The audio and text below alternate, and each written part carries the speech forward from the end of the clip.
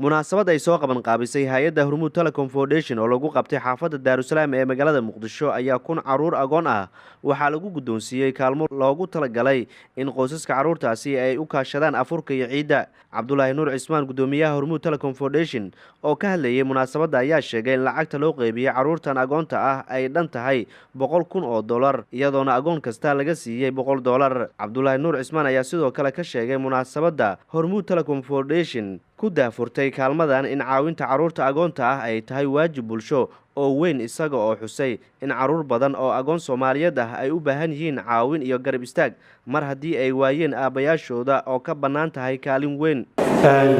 barnaamijkan maanta insha Allah taala waxaan kaalmo ku siin doonaa kun agoon ah oo kamid ah agoomaha ku jira ama ku nool magaalada Muqdisho iyo hareeraheeda. dabcan agoonta joogta Muqdisho iyo hareeraheeda intaa way ka badan yihiin, waan ognahay. hase ahaatee intii uu maanta ilaahay u alfay ayaa kaalmadaas ay gaari doontaa. qof walba oo halkan jooga oo kamid ah kukan agoonta waxaan ku kaalmayn doonaa lacag ah $100, taasoo macnaheedu yahay waxaan maanta bixin doonaa haddii Allah ugu dariisaa noqo $100,000.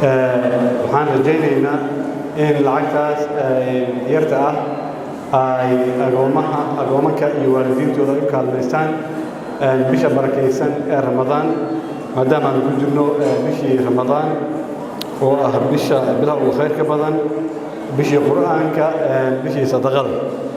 caruurta agoonta ah qoysaskooda iyo ururo caawiya agoonta oo joogay munaasabadda ayaa Hormuud Telecom Foundation ka gudoomay lacagta ay ku caawisay caruurta agoonta ah, iyaga oo sheegay in caawintani ay kaalin wax ku ool ah ka qaadan doonto afurka iyo farxadda ciidda ee caruurta agoonta ah ee helay kaalmadan. qoysaska agoonta maanta gudoomay lacagta kaalmada ah ee Hormuud Telecom Foundation oo ka hadlay xafladda caawinta ayaa sheegay in ay lacagta la siiyey ay ka caawin doonto afurka iyo farxadda ciidda, taas oo ay sheegeen inay yihiin arrimaha ugu muhiimsanaa ee ay hadda ka walwalsan yihiin qoysaska haysta caruurta agoonta ah oo ay yar tahay cid caawisa. kaloo hadda aan kolley aan insha Allah aan u duceynayaa khayr farban Allah siiyo shirkadan halkan noogu wacday ee noogu yeertay in ay agoontaas wax siiyaan. insha Allah waxaan ilaahay ugu baryaa in uu ilaahay dhibka ka haayo, wax walba oo dhiban ilaahay ka qabto, khayr badanna ilaahay siiyo, waxa ay bixiyeen bedelkooda khayr badan ilaahay u soo galiyo insha Allah taala.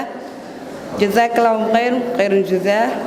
sahaan shirkadda Hormuud ay sukaaya keentay, waxaan u rajaynaynaa khayr iyo barako badan ilaahay inuu barakeeyo, wax badanna Allah siiyo. intaasoo islaamay quudee maxaa tiraahday waxbay siinaa ilaahay meeshay ka qaadeen wax ka tira badan Allah u soo galiyo. shirkadda Hormuud oo soo abaabushay kun agoona in meel la soo keeno oo wax loo qaybiyo iyo inta soo raacday.